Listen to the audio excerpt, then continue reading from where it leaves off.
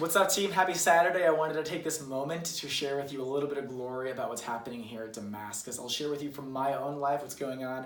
I'm very well taken care of here. The grind is still intense, but it's not quite as intense as the summertime. And it's awesome because we get to experience a lot of different kinds of ministry. We actually just finished our first retreat, which I'll share about in a hot moment. But as regards my life, they've actually put me in a lot of servant leadership positions early on, which is awesome for a first-year missionary. But I will be leading every confirmation retreat that we do here at Damascus, which means that I will be in charge of the body of roughly 50 missionaries and all of their assignments. I'll also be responsible for the environment of the retreat for those 8th graders who come on board, or high school students, which will be between 150 and 300 students every weekend. And so it's going to be a great experience to grow in leadership and to create an environment of encounter. Some glory from this retreat we just finished, smallest we'll ever have this year, roughly 50 students from 2 7th grade classes that came together. Just the fruit of the retreat alone. We had 2 kids who were not Catholic and decided they wanted to convert to Catholicism because of their experience. Obviously, many other students who were already Catholic and are now really excited about their faith, and some who didn't believe in God at all and now are open to belief in God. These are all things that need to be cultivated when they go home back to their school in their home parish. And that's what I'm passionate about, as you all know. It's why I'm here, is to learn what Damascus does well and then to do it at home. So I'm really excited. I'll actually be able to preach every weekend to the students, all the confirmation students, and in the final send-off talk about how to live out their faith when they go home. And so I'm really excited about all the things I'll be able to do here at Damascus. I think I shared with all of you in our support-raising meetings my idea that every Catholic is a missionary disciple. Frankly, it's not my idea. It's Vatican II's idea. It's the Church's idea.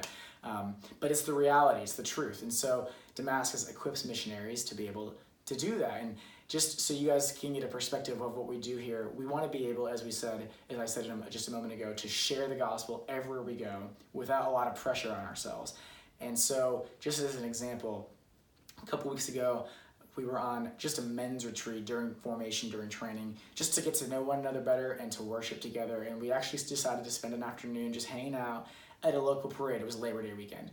And when we were there, I was walking with another missionary, a second year, and as we were walking, just having casual conversation, he goes, I think we're supposed to share the gospel with this guy. So we walked over to him and started talking, introduced ourselves. Turns out the man had just had a knee replacement surgery and was in a lot of pain. He was actually sitting off to the side at the parade by himself, and we shared the basic gospel with him and asked if we could pray for him.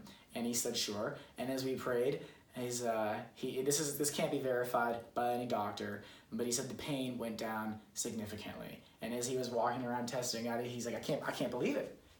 It feels so much better. And we were like, yeah, well, Jesus is real. So yeah.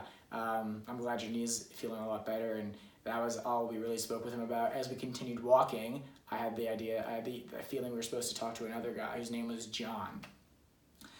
John hated his life. As we began getting to know him better, it turns out after his second divorce, his son and his daughter disassociated with him. He's vaguely in touch with his grandson, which is the reason he was at the parade, but he's severely overweight and is looking forward to his 4th heart attack, which he hopes will finally take his life. And so we had the opportunity to share the good news with him, the gospel.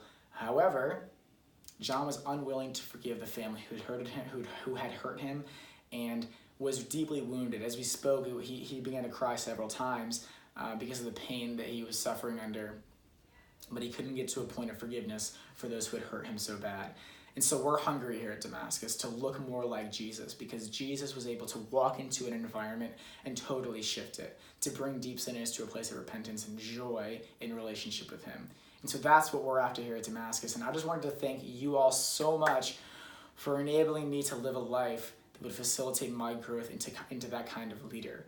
I'm really excited for what the Lord is doing in my life and here at Damascus. So be assured of my prayers for you guys.